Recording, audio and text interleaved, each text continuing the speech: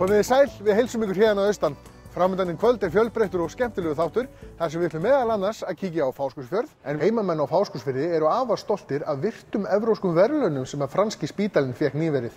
Svona verkefni svona ákveðið flaggskip í okkar bæjarfélagi. Við ætlum að kynna okkur forlagið Bókstaf sem gefur út 10 bækur á árinu. Og ég verð bara svo fljótt vör við það að það eru allir að skrifa. Og Kvenfélag Reyðarfjarðar fagnaði nýverið 100 ára afmæli sínu og gaf út bók sögu félagsins. Það bara ofsalega mikið þakklæti og þær eru spenntar að sjá bókina. En við hefjum kvöldið hér í Sláturhúsinu á Egilsstöðum.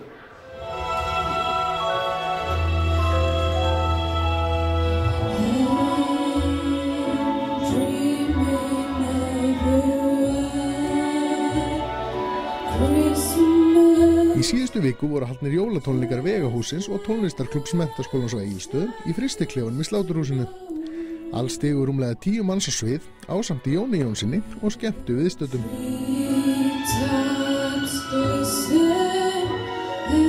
Já, okkur datt nú bara í hug hérna hjá Ungmennahúsinu að okkur langaði til að vera í meira samstarfi við Menntaskólann. Og það hefur náttúrulega verið gott samstarfi gegnum tíðina en við viljum gera það ennþá betur. Og fengur þá flugu í höfuðið að vera með jólatónleika. Og við vorum í sambandi við Elisabethu sem tók bara mjög vel í þetta leið. Tala nú ekki eftir að hún frétti að við fengi Jón Jónsson með okkur í lið. Fannst það ekkert leiðilegt. En þetta var bara okkur langaði til að gera eitthvað bara gera eitthvað nýtt með ungmennunum í sveitarfélaginu. Það var basically það sem var hugsunin á bak við það.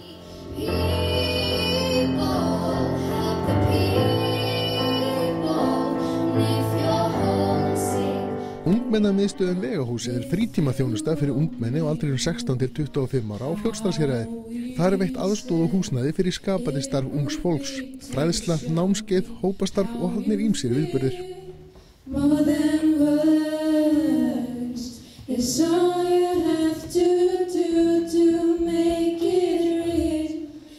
Við erum með viðburði, við keyrum þetta hús með viðburðum þar sem við erum að reyna fyrst og fremst að koma ungmennum í sviðsljósið, á framfæri svo að þau geti mögulega byggt á því, lært að meira að koma fram og bara að skipuleggja svona viðburði þótt að sjálfsögðu að við séum að leiðbeina, þá þetta fyrst og fremst í þeirra höndum.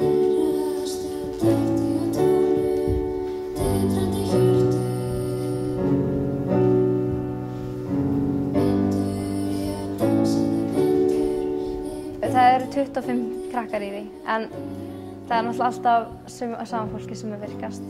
Og í kvöld þá það náttúrulega engin trommuleikari og engin bassaleikari og svoleiðis, þannig að það bara gítarleikarar, söngurar og hljómborðsleikarar.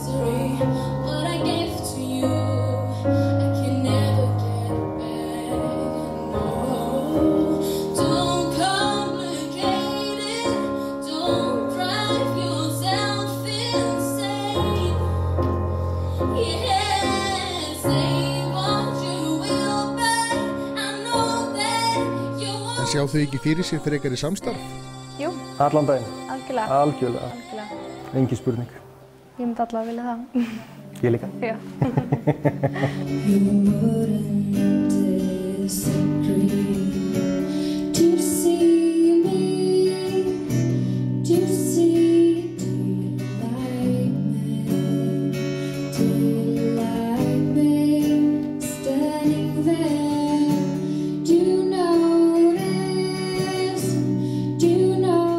Veit að þið þekkið þetta.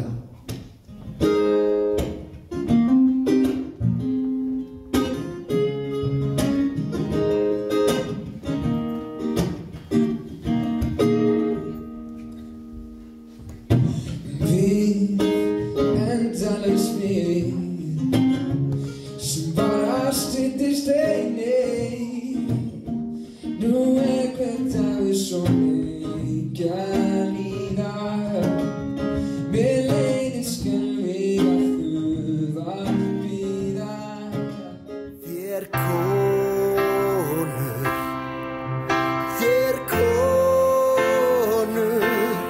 3. desember 1916 var Kvenfélag Reyðarfjarðar stofnað. Já, það var sennilega ekki mikið að vera á þeim árum að konur kæmist mikið út af heimilum.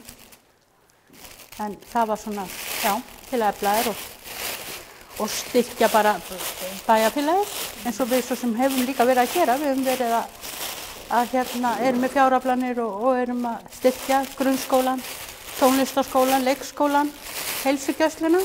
Kvenfélagið á Reyðarfirði var 100 ára þann 3. desember og fagnaði þeim merku tímamótum meðal annars með því að gefa út bók þar sem að saga þessi rakin. Aðal skrásetjari var Kristbjörg Sunna Reynisdóttir en hún vann textan upp úr fundagerðabókunum 9 sem spanna sögu félagsins frá fyrsta fundi auk þessum að viðtöl voru tekin við núlifandi kvenfélagskonur. Það var ekkert þeim óviðkomandi. Þær eru að fara inn á hreppsnefndarfundi til að fylgja eftir einhverju sem þarf að gera í skólamálunum, húsnæðismálum, einstaklinga, húsnæðismálum, félaga og félagslífið. Það er stóran hluti í þeirra höndum. En í dag starfa félagið að sama krafti og styður við þeim ýmsu málefni. En hver eru viðbrögð kvenfélagskvenna við sagnarrituninni? Það er bara ofsalega mikið þakklæti og þær eru spenntar að sjá bókina að þetta sé orðið að raunveruleika. Allar heimildir komnar á eitt stað. Búið að gera eitthvað með þetta og sagan þeirra komin á framfæri.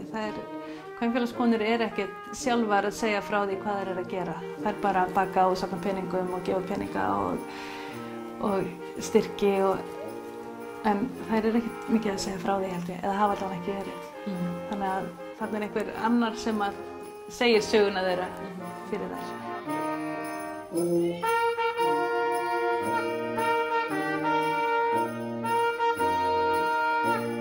Í dag eru 43 konur í kvenfélaginu. Starfsárið frá september fram í apríl, þar sem fundað mánaðarlega, auk þess sem unnið að föstum viðburðum á borði jólabingo, kökubassar og sólarkaffi. Við erum með alltaf gestafundi í september og þá koma konur og geta kynnt sér starfið. En annars geta konur gengið inn á hvaða fundi sem er. Er það ákveðin að koma inn í kvenfélagi þá er það bara velkomin á hvaða fundi sem er. Það sem þetta hefur gefið mér, það er auðvitað að kynnast þessum konur og vinna með þeim. Það er náttúrulega bara rosa gaman. Það verður bara að segjast eins og er. Jóhanna Sigfúsdóttir hefur verið í kvenfélagi Reyðarfjarðar frá árinu 1970, þá aðeins 20 að aldri. Móðir hennar, Guðni Finnbogadóttir, var virkur meðlimur í félaginu og æskuminningar Jóhannu eru því margar því tengdar. Alltaf þegar konur fóru á kvenfélagsfundi hér áður fyrr, þá klæddu þau sig upp, sem við gerum ennþá dag í dag. Fóru bara í sín betri föt svona og náttúrulega fullorðnastu konur sem áttu íslenska búning, þær mættu þeim stundum og alltaf á barnaball. Þá mættu þessar fullorðnu konur í íslenska búning, íslenska búning. Og þá voru kvenfélagsfundirnir í heimahúsum, héldu 2 konur fundi saman og það þurfti náttúrulega eins og þið vitið að róta miklu þegar að koma kannski fullt af konum, mikið bakað og svo að borða á milli húsa, bæði leirtau og kökur og stólar. Fundur var raunverulega aldrei haldinn heima hjá mér þegar það var lítið húsnæði en hjá hinnum konunum og þá var náttúrulega verið að bera á milli brauð og stóla og leirtau. Maður man eftir þessu. En einhver verkefni úr starfinu henni ofar í huga en önnur. Þá voru haldnar tombólur og þá voru haldnar basar. Þá þurfti hver konar skila heima unnu 4-5 stykkjum á basarinn og þetta voru einhver smá basarar. Þetta voru bara þvílíkir flottir. Svo náttúrulega gáfu konur utan á bæ á þetta en þetta var yfirleitt beðið alltaf 5 stykki heima unnin. Prjóna eða sauma bara hvað og margir saumu töldu bara út og svona, þetta var bara alveg meiri háttar flott. Jólaball kvenfélagsins sem alltaf haldið 28. desember ár hvert sá viðburður sem haldist hefur nær óslitið frá upphafi en það fyrsta var haldið 1918 og aðeins einu sinni hefur það verið fellt niður. Þar bjóða kvenfélagskonur öllum bæjarbúum upp á skemmtun, heitt kakó og rjómatertur. Jóhanna man vel eftir barnaböllunum úr æsku. Náttúrulega barnaballi miklu meira heldur en í dag og var í félagslynd og þar var gengið í kringum jólatréð 3 og 4 hringir og þá fór enginn nema í sínu fínasta pússi á barnaball. Helst ekki að fara þetta var svona jólakjóll og svo barnaballskjóll. Jóhanna segir félagskapin mikilvægan punkt í tilverunni og reynir að mæta á alla fundi. Mér finnst almennt konur í kvenfélaginu ekki vera þannig að ég vil ekki vinna með þessari, ég vil ekki sitja hjá þessari, þetta ekki þannig. Þetta mjög svona samstilltur hópur. Minna þó sé að koma nýja konur, þeim öllum tekið vel og það ekkert svona eins og við myndum kalla snobb. Þetta gefur mér bara heilmikið, skemmtilega konur og við bara erum í sambandi, maður og vinkonur inn í þessum hópum. Þannig eins og ég segi, mér finnst bara, raunverulega get ég ekki sagt neitt, nema bara gott. Sunna sjálf í kvenfélaginu? Nei, ég ekki, en ég eiginlega ákveðin í gangi það núna. Já, gangi það eftir áramótin. Kveikti þetta? Já, bara orðið mjög hlýtt til þeirra.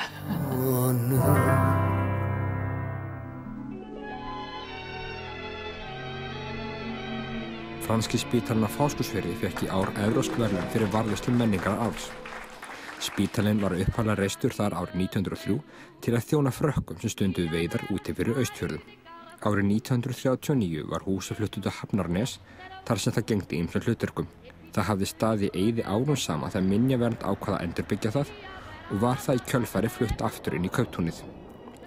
Þar myndar spítalahúsið franska þyrpingu ásamt fleiri húsum. Uppbyggingin var í höndum minjaverndar og framkvæmdastjórinn stoltur af viðurkenningunni.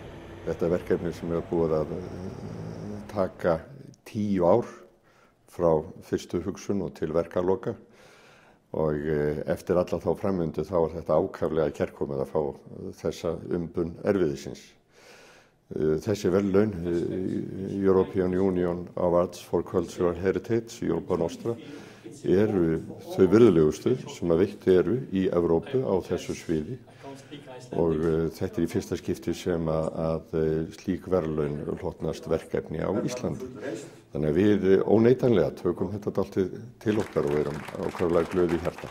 Þrátt fyrir að hafa verið sannfærð eigið ágæti við framvindu þessa verkefnis, sem stærsta verkefni sem að minjavernd hefur ráðist í utan Reykjavíkur, þá áttum við nú eiginlega satt að segja ekki von að þessu. Því að samanburðurinn við önnur þau verkefni sem að voru veitt þetta árið eftir að maður sér hverjir þar á ferð og hvaða verkefni og hvernig að þeim staði. Þá við þessi litlu hér á Íslandi, við eigum ekki von á því að ná því að vera í hópi þeirra stóru þarna úti. Verðlaunin veitt fyrir varðveislu þyrpingarinnar og sögunar. Húsin alls 6, en franski spítalinn ásamt læknishúsinu hýsa Fosshótel Austfirði og safn veiðar Frakka við Ísland. Þessi húsakjarni skiptir bæði Fáskrúðsfjörð og sveitarfélagi Fjarðabyggð miklu máli. Þetta gríðarlega mikla þýðingu fyrir íbúana hérna, af því að Fáskrúðsfirðingar hafa langa hríð haldið úr þessari sögu og svona menningu á lofti með ýmsum. Haldið hér meðal annars franska daga á hverju einasta ári, í mjög mörg ár. Og bara svona verið, þessi saga búin að vera partur af þeirra lífi hérna mjög lengi og þeir hafa haldið mjög mikið upp á þessu sögu. Húsin og safnið voru formlega tekin á notkun sumarið 2014. Áætlað að 13.000 ferðamenn fari gegnum safnið í ár fyrir utan hótelgesti. Þannig verður til atvinna í kringum húsin. Það mikil atvinnusköpun, hún bein, það að segja hér fólk sem vinnur náttúrulega við hótelið og á safninu. Og síðan hún óbein vegna þess að þessi starfsemi hér hefur áhrif á aðra starfsemi og það bara vel. En áhrif þessa fyrir ímynd bæjarbúa? Þetta gerir okkur stoltari. Þess að svona verkefni svona ákveðið flaggskip í okkar bæjarfélagi og nær langt út fyrir þannig stað hérna. Þannig að við getum verið og erum mjög stolt af þessu og það hefur náttúrulega mjög mikilvægt fyrir okkur að hafa stað eins og þannig. En það var tilviljun sem réði því að minjavernd réðist í verkefnið á Fáskrúðsfirði. Við vorum eiginlega búin að taka ákvörðun að ráðast í verkefni upp á Seyðisfirði. Fórum þangað með arkitekta, 2 arkitekta og 2 arkitektanema til þess að mæla upp það verkefni sem var ríkið á Seyðisfirði. Og það verkefni gekk svo vel að við ákváðum að skjótast suður á Hafnarnes. Vitandi af spítalanum þar og hafandi dálítinn áhuga á honum, höfðum áhuga á að skoða, kynna okkur hann og höfðum tíma til að mæla hann upp. Þegar að tilkom þá varð það ekki úr að við réðumst í verkefni á Seyðisfirði og þá áttum við þessar uppmælingatekningar af franska spítalanum. Við höfðum ákveðið að næsta stóra verkefni minjaverndar utan Reykjavíkur yrði á Austurlandi. Þannig að teikningarnar voru til og það var handhægt að taka þær upp úr skúffunni og það var svona eiginlega fyrsta versið í málinu. Uppbyggingin skóp líka atvinnu fyrir iðnaðarmenn í bænum á meðan henni stóð. Þeir eru ánægðir með að hafa verið hluti af verkinu.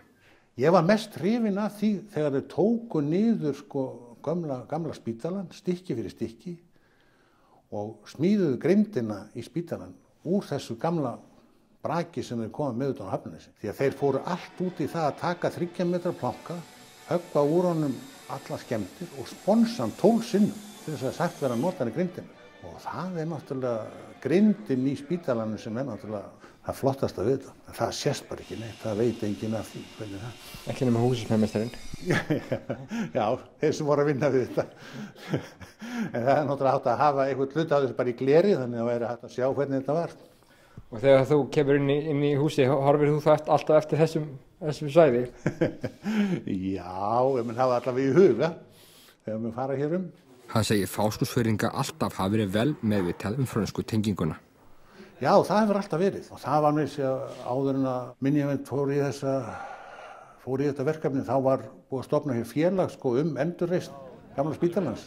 En það var náttúrulega hópur sem hafði ekki neinn peninga ráð til þess að standa í allir þessari framkvæmd. Það er náttúrulega ótrúlegt að koma með alla þessa peninga hérna á svæði til þess að endurbyggja þessi gömlu hús, búa til þessa sýningu.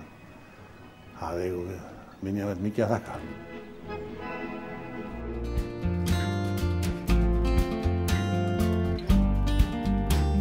Ég fór fyrst á námskeið brautargengi til að gá hvort ég geti búið til starf úr öllum aukastörfunum mínum. Vegna þess að ég var að þýða ég var alltaf með alls konar hlíðavinnur. Ég var að þýða bækur, ég var að þýða skjáteksta, ég var að skrifa bók sjálf, skrifa leikrit og ég var einhvern veginn bara að reyna að forma þetta í eitthvað. Og síðan náttúrulega var farið á stað í styrkum sóknarferli með ýmislegt. Það enda með því að við fáum lítinn styrk en við ákveðum samt í einhverju geðvíkskasti að byrja bara. Forlagið Bókstafur á Egilsstöðum hóf starfsemi fyrir tæpum 2 árum en það leggur áherslu á þýðingar og útgáfu efni sem unnið er á Austurlandi. Þegar við fórum á stað þá vorum við nú með ýmsar hugmyndir og við erum svo sem að gera fleira. Við erum í textavinnu fyrir fólk. En fórum á stað í ársbyrjun 2015 með bókaforlag á Egilsstöðum sem að við hugsuðum bara svolítið í rauninni til að búa sjálfum okkur til vinnu og auka fjölbreytni í störfum á Austurlandi. Störfum á bæði tækifærum í útgáfu og verkefnum fyrir fólk í útgáfu tengdum fögum. Þarna hangi náttúrulega ýmislegt á spýtunni og gáfum út 5 bækur í fyrra og 10 bækur á þess ári. Og við erum ekkert farnar á hausinn en þannig að það er bara gott. En þótti þetta ekki óðsmannsæði? Örugglega, en fólk segir það ekkert við mig. Fólk segir bara rosalega, er þetta gott hjá þér? Og þegar ég er að fara á taugum og svona, þá hugga maður sig við það hvað allir í kaupfélaginu segja þetta sé rosalega gott. Svo segir fólk örugglega eitthvað annað svona þegar ég er ekki til. En engin nema pabbi minn sagði náttúrulega, já þetta ber sig nú aldrei og það getur vel verið það sé rétt hjá hann sko. En flestir sem hafa verið að koma til okkar eru náttúrulega ofboðslega jákvæðir og ég held að það sé mjög þakklátt að hafa svona fyrirtæki á svæðinu. Það er nú efni. Það er brjálæðislega mikið af fólki sem getur bæði skrifað og myndskreitt og er með alls konar hugmyndir bara ýmis konar bækur og allt mögulegt sem það vil vinna með. Þannig að það allavega vantar ekki verkefnin. Það er alveg á hreinu. Og svo hefur þetta verið að vaksa kannski svolítið hratt á þessu ári. Þannig að við erum svona að reyna að halda í við það. Þannig að við erum í rauninni bara með hálfan starfsmann núna. Ég er hérna svona þegar ég get og við erum svona, þetta er auka geta hjá okkur öllum ennþá. Þannig að auðvitað hugsa maður ekki alltaf út í allt. Við byrjum með 2 hendur tómar. Við áttum ekki fyrir launum ár fram í tíman eins og sem við gera. Þannig að auðvitað reykjumst við stundum á okkar sem hefur bara ekki hreinlega ekki verið tími til að hugsa út í. En við erum nú pínu klikk og okkur finnst svolítið gaman að ráðast á garðinn þar sem hann er ekki lægstur, þar sem hann er brjálæðislega hár og það gattavír ofan á honum og þegar það kemur upp einhver svona undarleg og óleysanleg vandamál þá finnst okkur pínu skemmtilegt. Músadagar eftir Írisi Randversdóttur einn þeirra 10 bóka sem komu út hjá forlaginu á árinu. Hinar eru Hestar, Ertu ekki að djóka Kolfinna, 101 Austurland, Einhver ekki Neinsdóttir, Er einhver þarna, Rót, Guð sem kemur á óvart og tilfinningabækurnar Stundum verður við reið og Þekkir einhver afbrýðisemi. Andskotans þarna hundur, láttu ekki svona. Andskotans nikka þarna, vertu kyrr. Andskotans bara, andskotans. Skammast músi með fiktiputtan, hástöfum í forstofunni í ömmuhóli yfir hausamótum hundana. Ha, segir amma, ha, hvað segir við hana Nikku mína? Augun stór, blá og fögur eins og heiður himinn, horfa af mikilli alvöru í grámiklur ömmu. Eftir stutt hikar sagt, amma, það má alveg segja andskotans við hunda. Ha, nú það? Já, mamma mín kendi mér það. Það má segja andskotast en bara við hunda, ekkert annað. Mamma næstu tognu í bakinu þegar hún snarsnýsir undan svo litla skottan sjá ekki að svo gamla að flissa. Eru allir höfundarnir að austan? Langt flestir búa hérna. Við erum undan með eina eistneska bók sem þýdd í Reykjavík. Annars eru þær skrifaðar eða þýddar og myndskreittar og hannaðar hérna fyrir austan. Þær eru reyndar ekki allar prentaðar hérna, sumar eru prentaðar hérna í prentsmiðjunni og það er mjög gaman að geta gert það allavega stundum. Og þær eru allar sem sagt umbrotnar og útlitshannaðar og allt sem yfirlesnar og ritstýrt og allt hérna fyrir austan. Hvurslags sköpunar og gróska í fjórðungnum eiginlega? Sko, þetta er nú eiginlega bara ástæðan fyrir því að ég fór í þetta. Ég flutti ekki hingað austur 2012 til að stofna bókaforlag. Mér hefði aldrei nokkuð tíma dottið í hug. En það var bara mjög fljótlega eftir að ég kom hingað með mastersgráðu í ritstjórnarútgáfu og aðra í bókmennafræði og ég verð bara svo fljótt vör við það að það eru allir að skrifa. Það eru allir með bók.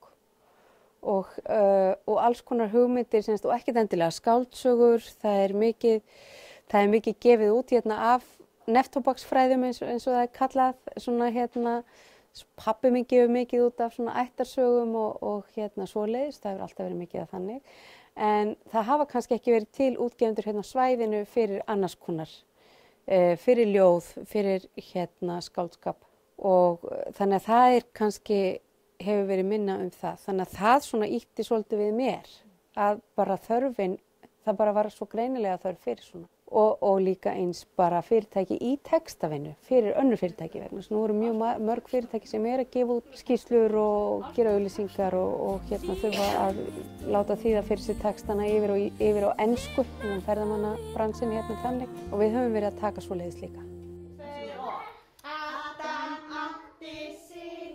Og við endum þáttinn á leikskólinu Brekkubæ á Vopnafirði. Þar voru yngstu krakkarnir að undirbúa sig fyrir jólaball.